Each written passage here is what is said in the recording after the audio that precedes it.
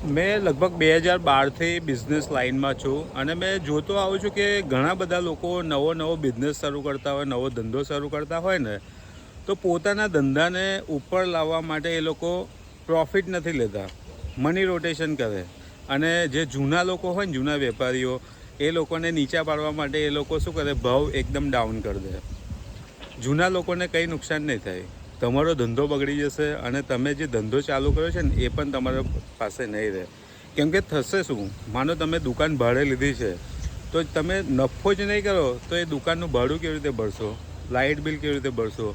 જો તમે ગાડી લઈને ફરતા હશો અમારી જેમ, તો ગાડીનો હપ્તો હશે. ચલો ગાડીનો હપ્તો નહીં હોય તો ગાડી થોડાક ટાઈમ પછી મશીન વસ્તુ છે, કાલે ઉઠીને બગડી ગઈ અને ખર્ચો આવી ગયો, તમે પ્રોફિટ જ નહીં કર્યું તો પછી એ કંઈથી કાઢશો તમે? એટલે નવો ધંધો શરૂ કર્યો છો ને, તો એ ના વિચારો કે જૂના લોકોને અમે લોકો પાછળ પાડીને અમે આગળ વધવાનું કરીએ. નહીં, જો તમે નફો નહીં લીધો ને ભાવ ઓછો કરીને પ્રોડક્ટ વેચશો ને, તો કસ્ટમર તો એ જ ભાવ પકડી રાખશે. પછી તમે એવું વિચારશો કે હું ફરી બીજી પ્રોડક્ટમાં પૈસા કમાઈ લઈશ. પોસિબલ જ નથી. જે કમાવો છો ને એ પણ નહીં રહે. એના કરતાં જે તમારા હકનું પ્રોફિટ છે ને એ તો તમે લો જ. ધંધો જો ઈમાનદારીથી કરશો ને તો તમે ઓટોમેટિક જ ઉપર આવશો.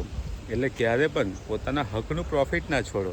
પ્રોફિટ કરો, ધંધો કરો અને ઈમાનદારીથી કરો. બેસ્ટમાં બેસ્ટ પ્રોડક્ટ આપો, તમે ઓટોમેટિક જ ઉપર આવી જશો.